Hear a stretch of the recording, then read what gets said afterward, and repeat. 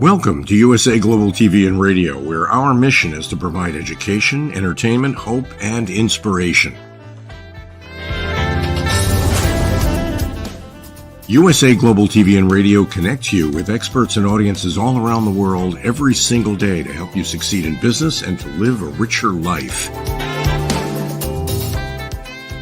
Visit us at usaglobaltv.com to learn about career and life-changing training and mentoring programs like the Listening Mentor. Subscribe to our newsletter to stay informed about our special programs and offers. Discover how you can become a guest on one of our shows or a host or producer of a USA Global TV and Radio show of your very own. That's USA Global TV and Radio, where the doctor is always in.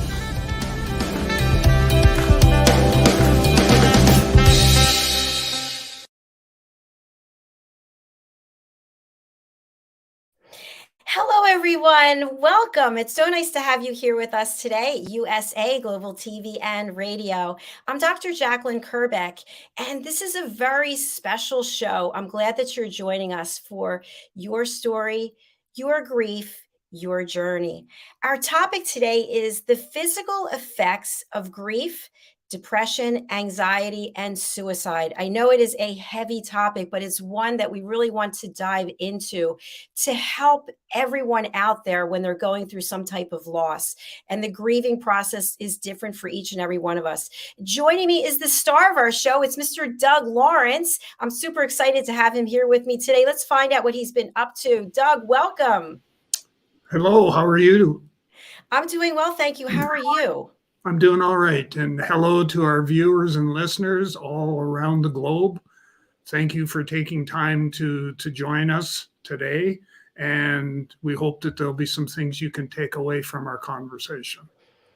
Thank you so much for that, Doug. You know, we were just talking backstage that this subject, this topic, it is all-encompassing, and it is not an easy one. I'm sure after the show, we're going to feel a little bit lighter, but we're also going to feel drained because we have to go to a place that we don't always want to go to. And you've suffered a recent loss, the loss of your wife. And in addition to that, you are mentoring and coaching people who are also going through losses and grieving. And it can be exhausting. Tell us about that, if you would. I certainly can. So certainly in my own situation, my wife, she lost her battle with cancer in 2021. And I'm still going through the grieving process of, dealing with that in particular. And what's also taking place is as I deal with my own grief, I'm also, because of what I do with mentoring other people and mentoring them to sort of help bridge the support structure that may or may not be evident for them, is that I'm working with them while I'm still working with myself to try and help myself get through, the grief and that I'm dealing with. And, the aspect, there are physical effects of grief that, that can actually take place if we don't sort of nip things in the bud, so to speak, to be able to get them, in the right direction. And then when I was sort of preparing myself for this conversation, I flashed back to when my mom passed away. And that was, certainly a very traumatic thing, because I remember me being me and being very spiritual at that particular, actually, that was probably what kickstarted me, was the passing of my mom kicked me into becoming more spiritual in nature. And what I found is that does give me a bit more substance, or I guess substance is the best word to use, when I go to deal with grief and deal with the subsidiaries of grief, which are depression, anxiety, suicide, and one other one that we'll talk about here in a few minutes. Thank you, Doug. And I think for some people, it's easy to see when someone's sad or someone's blue. We don't have the same level of energy, our head is down, we're sort of leaning forward. But some of the other impacts, side effects, I want to say, from losing something, losing someone, are the tolls that it takes on us physically inside our body. Maybe what's happening to our heart, maybe what's happening to our intestines, we could go on and on and on. And we don't actually realize these things sometimes until it's too late. And what I shared with you is that we can be grieving about something or having lost something, but we don't actually go through the steps. We just say, not now, not today. I'm going to put you aside on a shelf, on a desk, and then come back to it later. Yeah, and if I could, as a takeaway from this, is to make sure that people understand that the last thing that you want to do is put it on the shelf and tell yourself it's okay, I'll come back and deal with it later. No, you won't. You'll keep. That's a great place to use procrastination, and that's not what we want. We want you to be able to say, okay, I'm going to deal with this now, or at least start that process where, I'm going to go through the grieving process. I'm not going to put it on the shelf. I'm not going to bury it in the closet.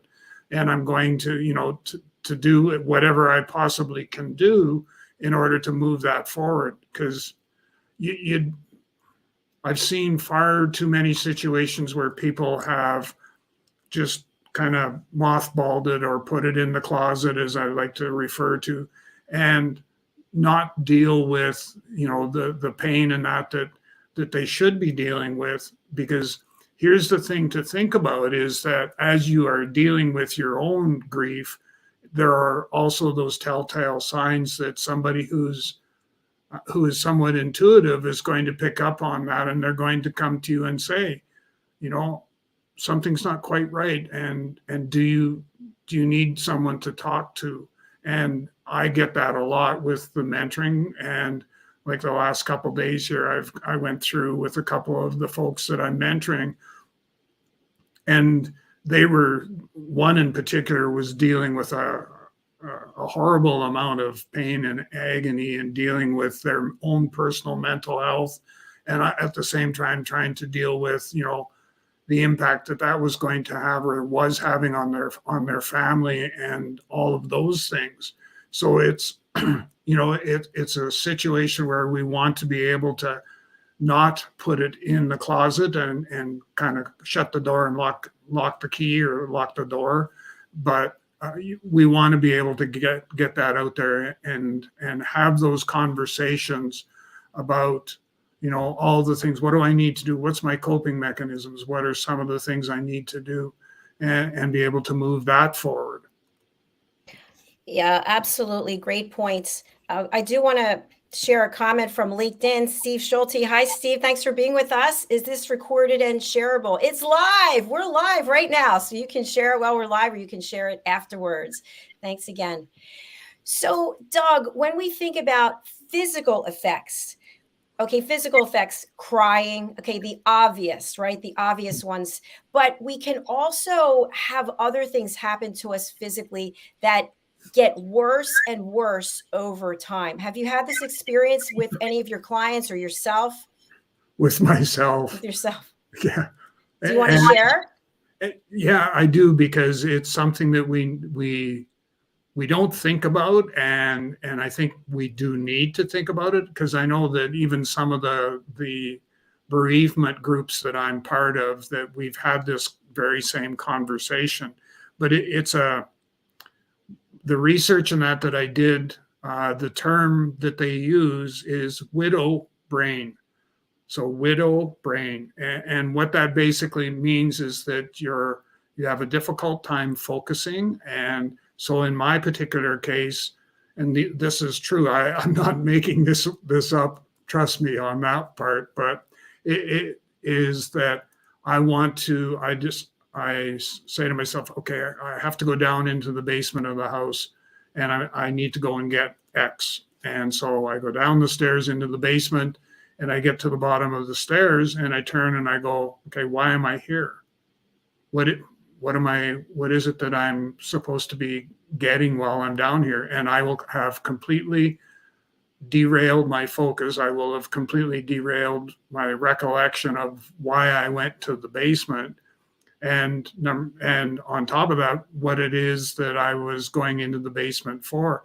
And I've had that. I have where I've wandered aimlessly around the house. I have sort of a center island or where the stairs go into the basement. And so I can go in a full circle and then end up back at the door into the basement in my particular house. And I've gone and walked in circles around that center island, for lack of a better choice of words. And I've had to do that until I can actually recall why I wanted to go in the basement in the first place. And for a lot of us, especially for me, because I pride myself on my memory, when I start to see that taking place, it starts to get me to think about different things. And, you know, I start to wonder, oh my goodness, is that the beginning or the first phase or the first stage of dementia? Is that what's starting to take place? And so then I'm allowing my mind to wander and go in all sorts of not so nice directions. And all I need to do is to take the time to sort of, my coping mechanism now with widow brain is I pause and I think, okay, retrace your steps that you were taking and retrace those steps to be able to go back to why you went downstairs in the first place. And so by doing that, I've found that I'm able to manage widow brain a little bit better than what I was doing beforehand. But it can be very unnerving, and I encourage our listeners and our viewers to, you know, not necessarily be concerned, but just be mindful that your body will react, and widow brain is a common thing that can take place. And just, you know, if you need to reach out to somebody to talk and say, this is what I'm experiencing, by all means, that's what you should be doing. You know, I never heard that before. I'm so glad that you shared that. That's really very, very helpful. So anyone who's experiencing that, if you want to put a comment in or you have Doug's information, you can reach out. You know, something that I experienced when my father passed away, I had very high blood pressure. I mean, it was 177 over something. And I went to the doctor and they didn't seem to think it was a big deal. They said, well, you just lost someone you care about. And so that type of reaction could be normal, but I didn't think it was very normal. And I've had high blood pressure almost ever since 2012. So I don't know, is that something that's directly related to losing a loved one, or is it, I don't know. Well, I think it can be. Because there's, not only are we dealing with the grief, but in your particular case, we're actually dealing with the stress of all of that. And the stress can drive, you know, can certainly drive your blood pressure up. And that's where then you need sort of, as I call it, medical intervention to be able to help you get it under control and stuff like that. But I can definitely see where, you know, where that can be a physical effect of grief, is the high blood pressure. And, you know, and I get why they said what they said, but, you know, I'm not a doctor and I don't prescribe or anything like that, but I'm always concerned about, I have high blood pressure. And so when, you know, Deborah passed, I was on blood pressure medication, which helped keep mine under control. In fact, what used to be a common occurrence every time I went to the doctor, which was out came the blood pressure cuff and was taken, it was too high. I hate that when you get that disappointing, not good, you know. I've had that also, but you know, first of all, you go to the doctor and it's never an exciting, I don't think it's an exciting experience unless you're going for a plastic surgery. Just kidding, it's a joke. But so that's one physical side effect that I think can be directly related. And when I think of some others, I have intestinal problems that I've had for most of my life. I feel like they're directly related to loss, but I can't prove it. And of course, when you try to talk to someone about it, no, it's all in your mind. Yeah. You're the one that's a little bit, you know, kind of, yeah.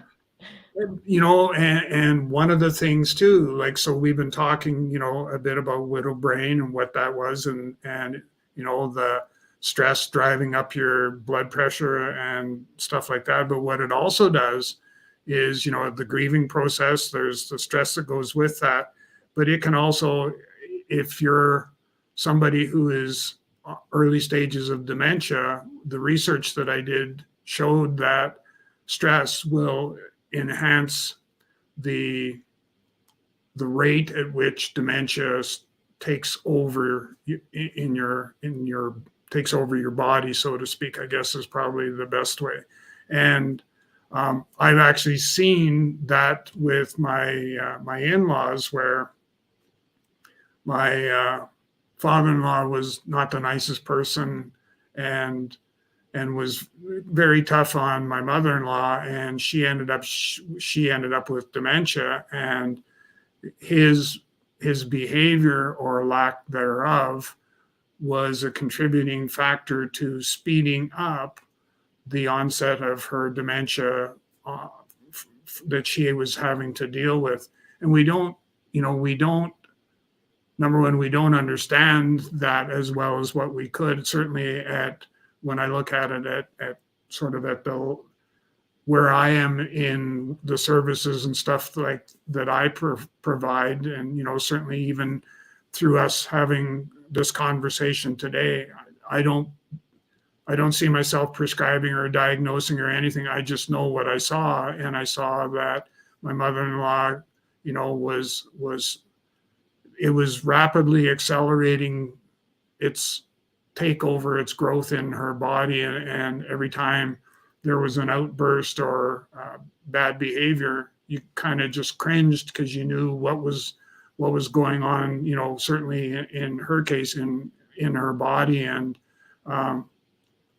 it's sad that it gets to that stage. And so that's another physical effect of grief, is the aspect of some spin-offs from that. So in this case, the stress of grief drives up your spread of dementia, within your body. And that's certainly a lot of the stuff that I read, because I was absolutely blown away when, you've got family members that are dealing with, dementia, and you can sort of see that. And then for me to do some research and stuff like that, and all of a sudden I start to realize that, the stress of a not so nice relationship can actually cause your dementia to spread, become more evident, and that's not a good thing.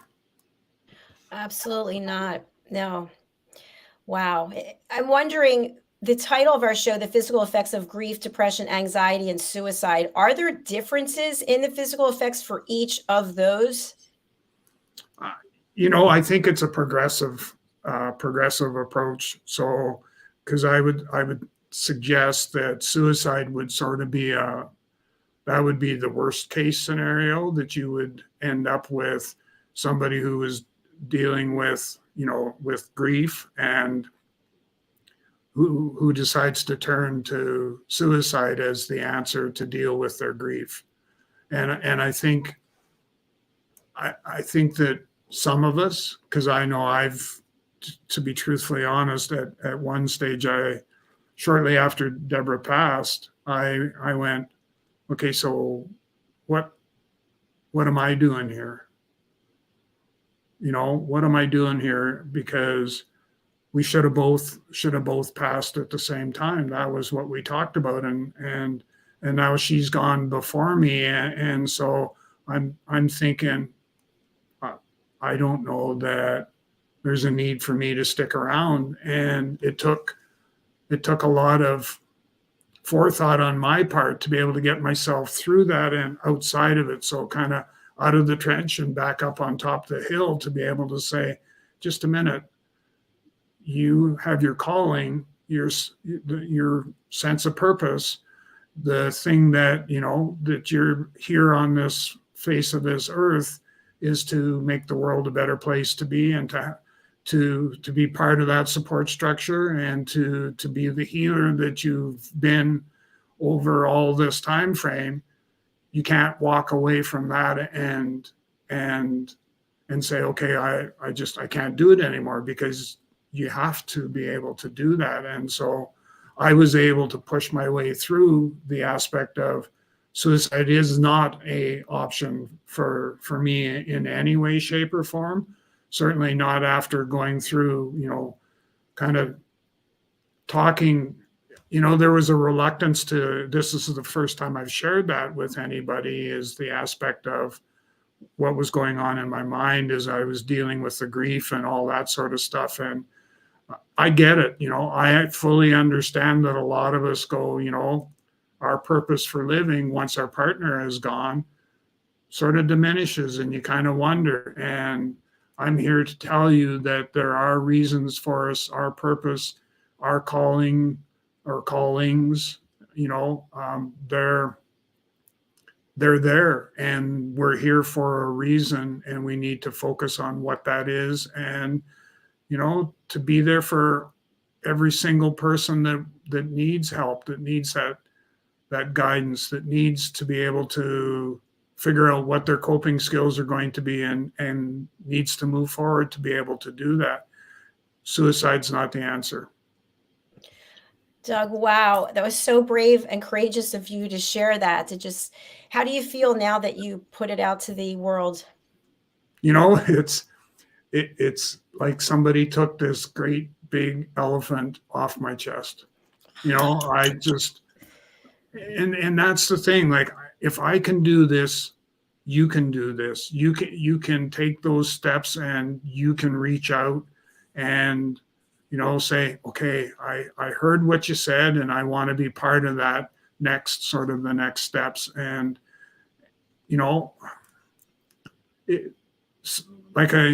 suicide is not the answer here, because ask yourself this question: what would my partner expect me to do? And I know with Deborah, that when she passed, it wasn't, okay, you need to hurry up and catch up to me and all those that was not who she was as a person.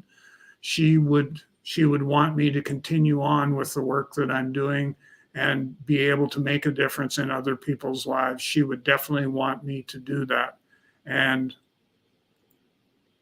I know, because I've gotten messages where she has indicated that she is extremely pleased with she's very proud, very pleased with what I'm doing, the fact that I'm trying to help others. And because from what she's seeing, that there is definitely a need for that to take place. And she's so happy that I'm still continuing, that I haven't taken an easier route, if you want to call suicide an easier route, but it is just to be able to move forward and to be there for other people. So I can't, the only direction I can go after having, gotten that message, is the only place for me is forward. That's truly a powerful message. Absolutely. And we talked in the beginning of the show about how you're working with other people to help them with the journeys that they have. What are people sharing with you, your clients in particular, when they just feel they can't go on because they lost something? And, that can be losing your career. Maybe you have a big position and all of a sudden it's taken away from you, or maybe you are the breadwinner and now you can't actually see how you're going to be bringing the money in. That type of loss can be devastating, where people actually have a difficult time picking themselves back up, let alone reaching out for help, because they just feel they're in such a dark place where there's no light ahead. And as you were sharing that, I was thinking, what about the loss of a pet? Yes. There's all of that. What about, somebody who's in a relationship that's been in a relationship for a couple of years, and all of a sudden one of the parties just says, okay, I'm done, I'm gone. And you're kind of standing there going like, okay, now what do I do? Because there was that connection that the two of you had, that, you kind of, you did what Deborah and I used to do, was, well, let's go grocery shopping, or, something like that, just because we wanted to do things together. So the thing that we need to remember is that with grief, each one of us deals with grief individually. Each one of us deals with grief differently. And as a result of how we grieve, and that can be dependent upon what we're actually grieving. So is it the loss of, a family member? Is it the loss of a spouse? And there's differences between the two. And I've gone through that because I've had the grief of my mother passing, and then I've had the grief of my partner for life, my wife, Deborah, passing. And as I reflect back, I see differences in how I've dealt with that and some of the coping mechanisms and stuff that I needed to have in place. Like for me, what was very important was knowing that they were in a safe place, that they were in a place where, that they didn't need to be worried about much of anything. How I like to typically describe that is that they were now in a place of unconditional love versus being in a place where it's all conditional. And so it was wanting to make sure that my mom and my wife, Deborah, were both in that place of unconditional love, because that's what they deserved for their contribution to making the world a better place. That was the least that we could do for them was to make sure that they were in that place of unconditional love. Unconditional love, especially when we think, you just mentioned the loss of a pet. The pets, dogs, cats, they give us that unconditional love. And when we lose them, I know I had 3. Actually, I have a picture right here, which I'll share, my 3 little dogs. They all passed away one right after another. And I kind of said to myself, no more pets for me, because it was just too much. It's just too hard. It's so painful. And I don't know that that's a great answer, because then there's that void that you could fill through your own work, right? And then to know that you have that pet that just loves you so much, but you don't want to watch them age and then pass away. That's the thing. Like, pets are just an extension of your family, and I know when we were we had a purebred German Shepherd who eventually ended up getting cancer, and we had to have him put down. And that was a tough goal, because I can still remember Deborah had to take him to the vet and have him put down. I was traveling, and I think that happened for a reason, because I had a very close emotional attachment to the dog. And I can still remember coming home from work and opening the door into the basement of the house, which then you could go upstairs and all that other stuff. But and thinking that I heard the dog's name was Storm, that I heard Storm, rummaging around trying to get to the front door so he could be there to greet me. But he wasn't there. He'd already passed on, and we were having to deal with hearing different sounds in the house, seeing his dog leash in a place where we didn't think that that's where it was the night before.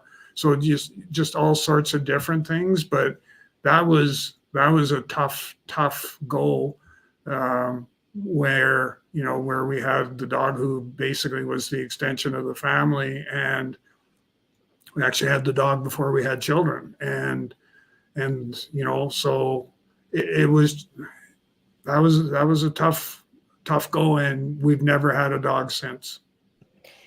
Wow. It's painful. I'm sorry. I'll share something about one of my dogs, my little Eiffel. All 3 of the dogs were at the groomer, and the groomer called and said that my little Eiffel had something on her face, and that they had cut it, and that I don't know what happened, but the dog had to go to the vet, which was right part of the grooming and vet. So the vet called and said, you better come over here. We think that Eiffel, doesn't have much longer to live. So I got my dad, who was across the street, and he was really sick. My mom was out, I think, getting something for him. So I got my dad, dragged him over to the vet, and we're sitting there, and they come in and said, well, Eiffel's not doing too well. And then you hear code blue, code blue. So they come out, they leave and come back and said, we're really sorry, but Eiffel has passed away. And somebody came in like minutes later to talk about cremation with all these packages that they have. It just seems so inappropriate. Well, the vet comes back and says, oh, by the way, Eiffel's still alive. It was a false alarm. So between she's dead to she's alive, you sort of like, I can't even tell you all the feelings that come up in that short amount of time. And then I would say 5 minutes later, he came back and said, she's definitely dead now. So when I think about the ups and downs in just that short amount of time, and then coming out with those packages about cremation, does a number on you. Yeah, I definitely can see that because, saying, if we got treated fairly decently with the funeral home for Deborah and doing that, and we had a pretty good sense. And I had called a few days ahead because the writing was on the wall as far as what was going to happen. So, and they were so good because what they had said was, don't you worry about any of the details. Just call us and we'll come pick her up and we'll take care of everything.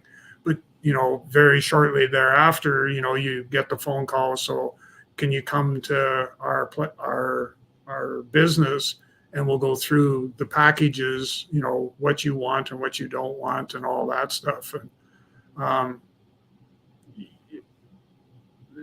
as long as they demonstrated some compassion and empathy in how they dealt with us, I was okay with that. But anything like if they were to have done that, where you're up, down emotionally, I would have probably had lots to say, a lot. For sure. Oh my goodness. And when you also think about physical effects, and we're talking a lot about grief, but with grief comes depression and anxiety, potentially suicide. So they all really go together. When you think about the actual service, the funeral and the eulogies and being a part of that, that also does a number on you, because as you're like, for the eulogy, for example, I gave my dad's, it was 11 minutes long. I remember I had an iPad and it was on, the information was there, but I was shaking so badly. I had to hold on to the podium because I thought I was going to pass out, because you realize that you're speaking about someone whom you love so much and they're not there and they're not going to hear it. And it's almost like, why am I even saying it? Am I saying it so the people out there can acknowledge how I felt? Or is it a reaffirmation for myself about how I felt? A lot of things go through your head when it comes to that. I don't know. What are your thoughts about it? Well, we went through COVID, of course, right around the time that Deborah passed. And we had made a decision that when the restrictions lifted, where we could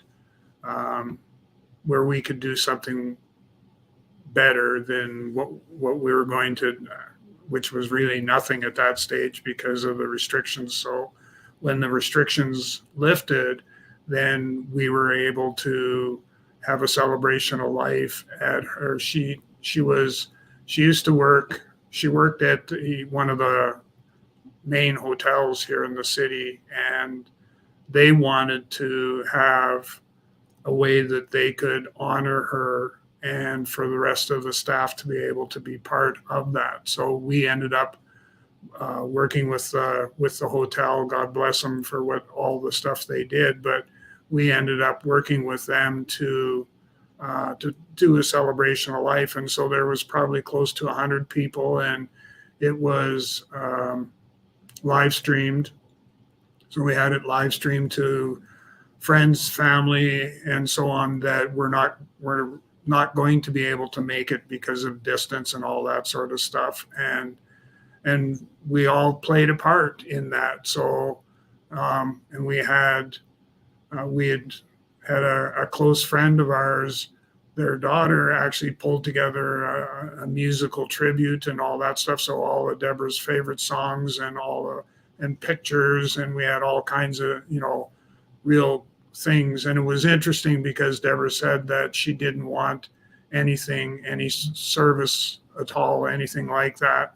And especially she didn't want to have it at the hotel. And so we completely disregarded her wishes, and we did what the people were asking for, which was we would like to be able to come and share our respects, our, love, light, and healing with you, so that, because she played a special part. And I didn't realize the impact that she had on everybody that was there, because each would come up and tell me, a bit of a story about Deborah. And I hadn't realized how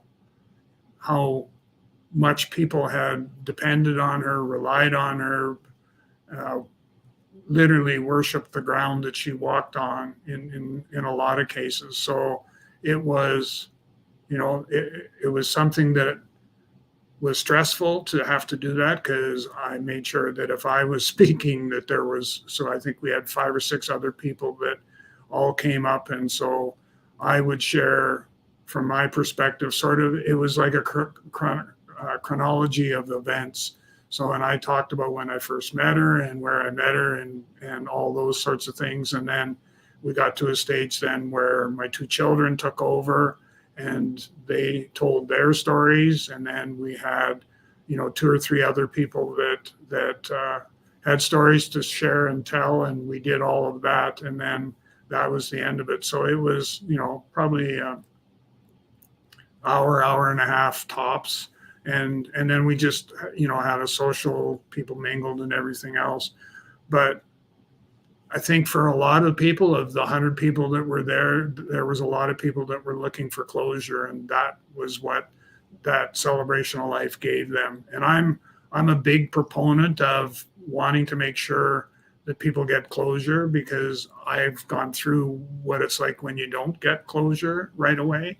And so it's important that we do, and that, can also heighten or feed, or whatever term you want to use, the physical effects of grief as well. So you end up, because you can't get that closure, then you start to get depressed, you start to feel anxious, and sometimes you may allow yourself to wander a little bit to the dark side. But, I think that if you can somehow get that point or that place of closure, that's probably one of the most important things. And that would be one of the takeaways from today, would be, whatever you need to do, however you need to do it, getting closure is really important. And it's the difference sometimes between conditional and unconditional love. You brought up so many great points there, Doug. And I think also, if you don't have that closure, it can literally haunt you for the rest of your life. And I loved what you just shared about the fact that your wife had certain things that she wanted to happen, but yet the people remaining had other ideas. And so you embrace what those ideas were, so that the people who were here could pay honor and could have closure as well. When I think about my father's funeral, my mother said she didn't want anyone speaking except for me. And so after I was going to sit down, people just stood up and started saying things. And I don't think she was happy about it at the time. I'm not really sure if that was a control. I don't know what it was. But for the people who spoke up, they needed it. They needed that. And I also was at a friend's funeral where the family member got up and said, "No one will be giving eulogies today." And the pastor at the end said, "Would anyone like to say something?" And I did. I got up and I got dirty looks from the family, but I wanted to say something in honor of my friend. And the family didn't say anything to me afterwards, so I don't think they were happy. But the point is that why shouldn't we have the ability to celebrate that person? Because if we're not going to celebrate them, then as you know, with time, Doug, time goes on and people start to move on. And it's not that they ever forget, but then maybe someone else passes and then that becomes more urgent, or that's something that's taking their attention. So I think as we come to a close today, you've shared a lot of really heartfelt sentiments. You've really been truly open, as you always are. And I just want to thank you and honor you for that. Thank you. Yes, thank you very much. For me, and I sound like a broken record, but that's the part. Being able to share that is very therapeutic for me. It gives me the opportunity to, number one, tell my story, and through my story or stories, I'm hoping that people can find some some peace and some light that's going to help them with their journey through dealing with grief, grief, guilt, all of the different elements of the loss, of going through the loss of someone, whether they be family or significant others, or whether they're a best friend or whatever. But is that I'm hoping that this has given you some of those tools that you need to have in your toolkit to be able to cope with what it is that you're dealing with today. Doug, for people who want to connect with you, whether it's on a personal level or a professional level, how can they reach out to you? Well, they can certainly, go to my website, www.TalentC, so the word talent, letter C on the end.ca. You can also find me on LinkedIn, and just direct message me through LinkedIn.